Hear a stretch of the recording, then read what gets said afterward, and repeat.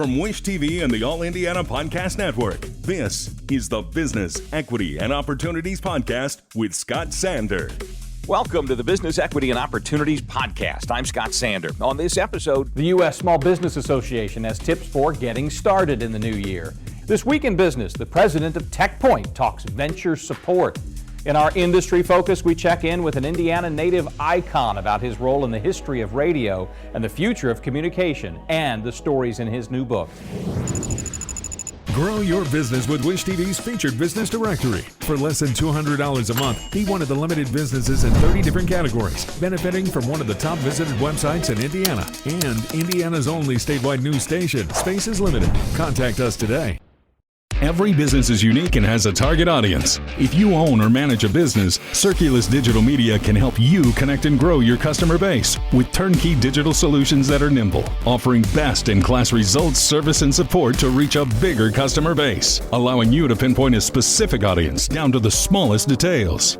Get outside the city, the state, span the globe. Put Circulus Digital Media to work for you. Get started now at circulusdigital.com. That's circulusdigital.com. Welcome to 2023, new year and a new business equity and opportunities. I'm Scott Sander.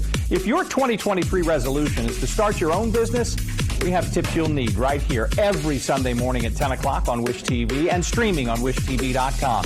We have more information elsewhere, including much of our content available on demand anytime at BEOshow.com, a site that keeps growing with more information and resources. While you're there, sign up for our newsletter that we update every Tuesday and subscribe to the Business Equity and Opportunities Podcast. Take us with you on the go. As always, we break our show into 7 topics entrepreneurs face every day. So let's get down to business with what's coming up on today's Business Equity and Opportunities. The U.S. Small Business Association has tips for getting started in the new year. In access to capital, are you making a podcast part of your marketing plan? This week in business, the president of TechPoint talks venture support. Ty Shea returns to help you build a budget in accounting and bookkeeping. We'll examine the use of co-working spaces in running your business day to day. In our industry focus, we check in with an Indiana native icon about his role in the history of radio and the future of communication and the stories in his new book. And in our success story, we meet the recipient of this year's Rosa Parks Trailblazer Award, another champion of diversity. First up, a new year sometimes comes with new opportunities, maybe launching your own business. So we turn to a true expert for top tips about getting started in 2023. This is Business, Equity, and Opportunities. Getting started. Laura Schafsnitz is a public affairs specialist with the U.S. Small Business Administration. She explains what small business owners and startups need to know as we start this new year. 2023 is year. That means it's a new year. Why not make it a new business? SBA is here to help. If you just simply go to sba.gov, on the left-hand side, you'll see a business resource guide. It's going to give you those top 10 things that you need to be doing to start your business. We have learning platforms that are online. We have tutorials. We have the information. It's online. But you don't have to be tech savvy. We have our resource partners is one avenue that you can take. You can find a resource partner near you here in the state of Indiana. We have our small business development centers. We have our SCORE chapters. We have our women's business centers. We have, I believe it's 10 or 11 small business development centers throughout the entire state. 8 SCORE chapters located throughout the state. We have a women's business center right here in Indianapolis. We have one in Fort Wayne. And what's really cool about all of them is their counselors. They're willing to put their boots on and come see you where you're most comfortable. Part of our mission and part of our purpose is our doors are open, but we're not waiting for you to come to us. We want to find you where you are. We want you to be comfortable. So we're expanding our resources and becoming more equitable, more diverse, and really reaching out into the community to find the folks that are ready to get started. Maybe they're scared to ask for help. I was at an event a few days ago, And one of the speakers said something that really rang clear with me. Number one, you don't know what you don't know until you don't know it. And one of the best things you can do is ask for help. Because more than likely, if you come to us and say, I'm struggling with this, or I don't know what to do here, or I have this specific issue, more than likely, and 100% of the time, we're going to say, I know somebody who can help you with that. Maybe I don't know them right now, but we sure as heck are going to go find them for you. Because our mission is to help small businesses succeed. A small business can be anything from a solo entrepreneur, mom and pop shop, an online venture, up to a small business that maybe they employ 200, 300, 400, 500 people. It really depends on the industry that you are in. And we can help you determine whether your small business really is small. We have, actually, it's called the SBA Size Standards Tool. It's really easy to use. We have it online. You put in some of your numbers. You put in your NAICS code, which is your industry code. What do you do for your business? And that's going to help you determine, are you a small business? Are you a large business? 99% of the businesses here in Indiana are considered small. So just keep that in mind.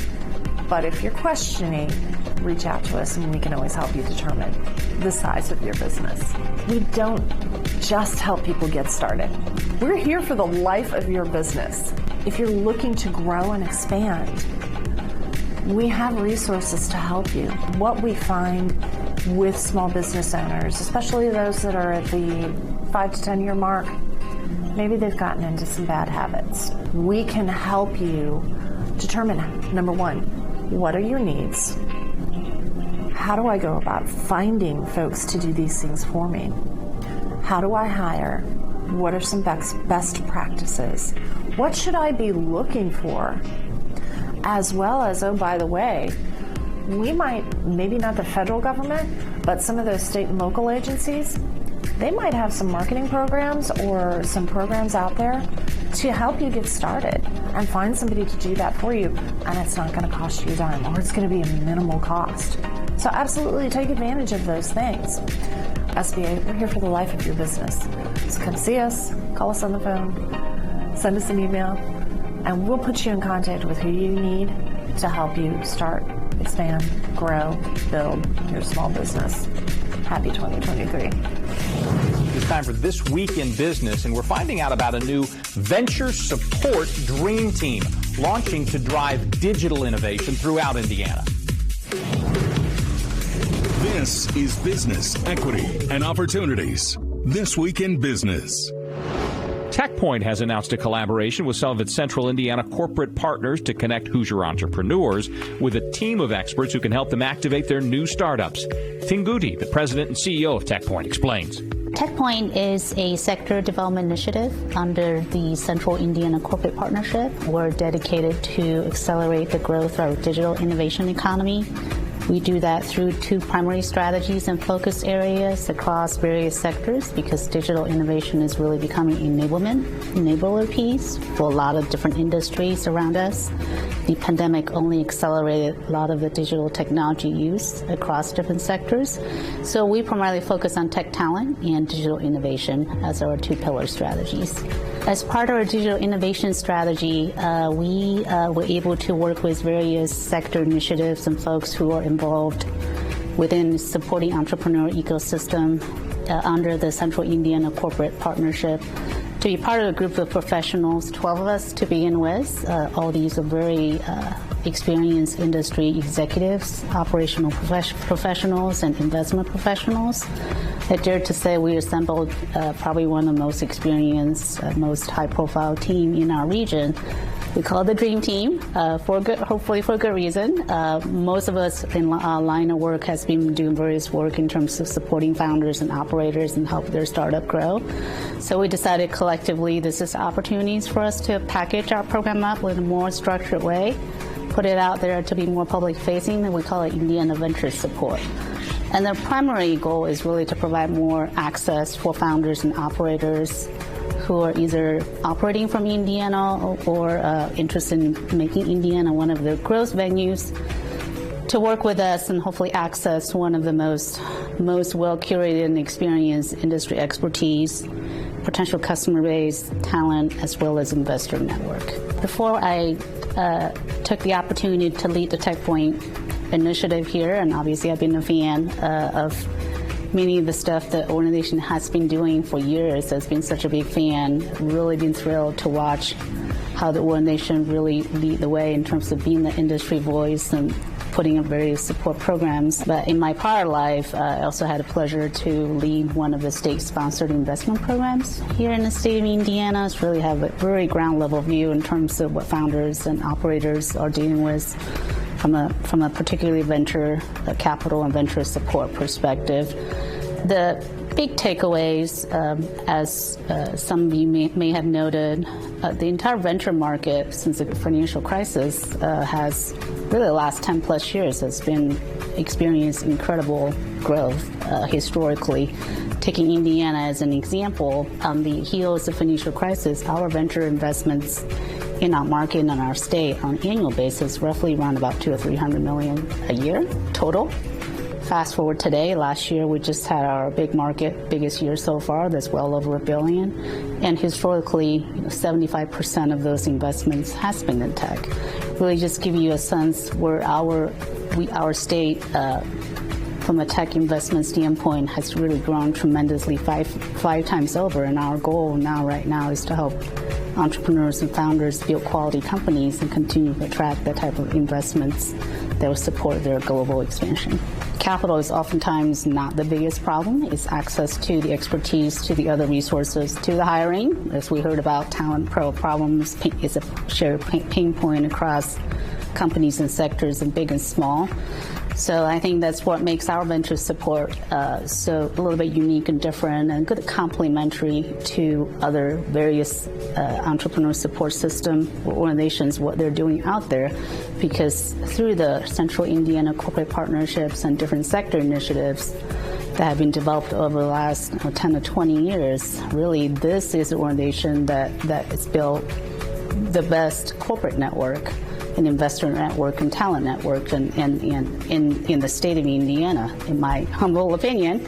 I think our collective hope is through this venture support program, we can now open up the potential access to this corporate network for the entrepreneurs and founders in our state. I think in the end game is one, we are able to, beyond the 12 professionals we have today, once we get some of the program mechanics worked out better, we're able to layering folks, either C-suites at Cummins or Lilly and or success founders that don't necessarily have dedicated time to work with entrepreneurs or founders, but this gives them mechanisms to do so without asking for too much. This is a more curated process, but with clear expectations set. But also, at the end of the day, the success of this program relies how the founders and entrepreneurs that have gone through the program, how they're succeeding. So we're going to be tracking more outcome numbers in terms of connectivity to customers and talent and capital sources and see how those pan out. It is time for our industry focus. You've likely heard of our next guest, Jeff Smulyan. He's been at the center of broadcasting across Indiana and the country for years. His Indianapolis-based radio stations have called Monument Circle home for many years. Smulyan's now written a book about his experiences in media and life as an entrepreneur. It's called Never Ride a Roller Coaster Upside Down. This is Business, Equity, and Opportunities. Industry Focus. Jeff Smulyan has never been afraid to take a risk. As a radio station owner, he bet on sports talk radio. He also bet on a funny kid from Broad Ripple named Dave. He also appeared on a Las Vegas game show, won some bets, lost some too. He chronicles his adventures in broadcasting in a new book, Never Ride a Roller Coaster Upside Down, the ups, downs, and reinvention of an entrepreneur. Well, I kidded that I'm an entrepreneur because I'm not hireable in a free society. So, but I always wanted to be one. My father was an entrepreneur. My grandfathers were entrepreneurs. And something I always wanted to do. I always wanted to start my own company. And here we are 40-some years later and still doing it. The book is called Never Ride a Roller Coaster Upside Down, because I'd said life is a roller coaster. When I was young, I thought life was just a straight line up and success to success to success. And what you learn in any enterprise, and also in the rest of your life, is that it is a roller coaster. And the most important thing is getting through the tough times, smiling, and then not getting too smug when things are good. And I've learned so many lessons. I think that, you learn the best lessons in adversity. The most important thing is surround yourself with wonderful people. I always say hire smarter people than yourself. I've been fortunate. There's a lot of those people. But it's been fun. I drove my daughter, who's now a freshman in college, to school every day from kindergarten until she fired me when she got her driver's license. And we would just talk about life, the lessons I learned and the stories. And one day she said, "Dad, nobody would ever believe these stories. You got to write them down." So when COVID came about, I just started writing. And the next thing I knew, I had 300 pages. Sent it off to a couple friends, and they said, "You really got a book here." So the next thing I knew, I got a wonderful editor. She helped me. She'd say, "Cut this, it's extraneous, it doesn't move the story along, amplify this." And we got an agent, we got a publisher, and here we are. There's a lot of stories. I've had a number of friends who said, I laughed out loud. We've done so many crazy things. The media business itself is crazy.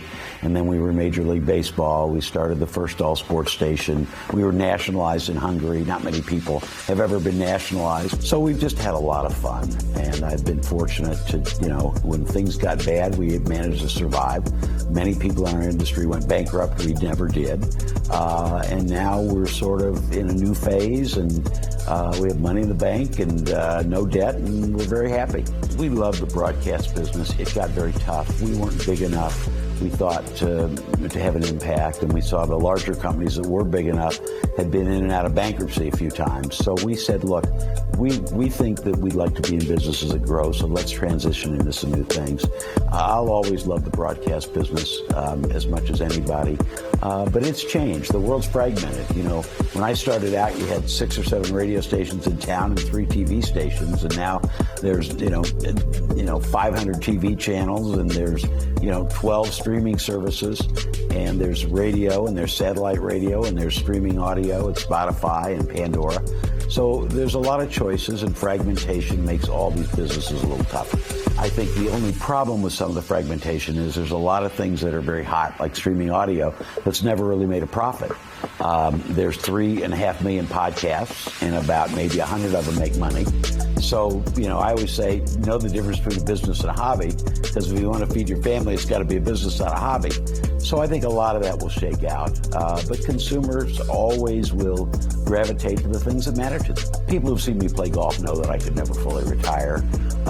And we're just looking for different things. We have 3 new businesses, and we'll probably look for a couple more.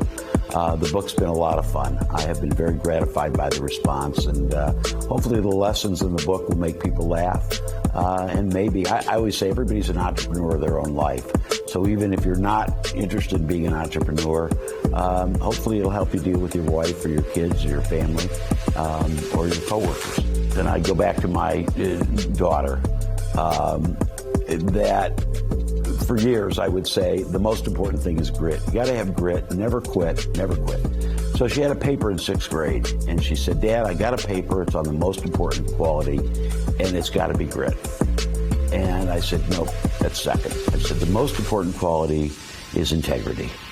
If your word is good, almost nothing else matters, and if your word isn't good, almost nothing else matters."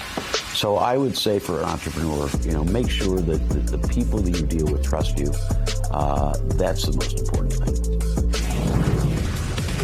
Jeff Smulyan's book is on sale now. You can get more information about it on BEOshow.com. Our thanks again to all the contributors who joined us for this episode of the Business Equity and Opportunities podcast.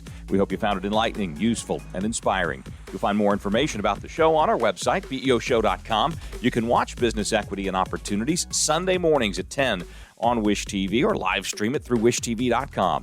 Each week we provide 7 full segments with topics ranging from how to get started and how to access capital to the day-to-day running of your business and questions about accounting and bookkeeping. We feature business news and trends and always share a success story from one of our contributors. Join us next time for more insights into the world of small business. Be sure to sign up for our Business Equity and Opportunities newsletter to get even more valuable, up-to-date information.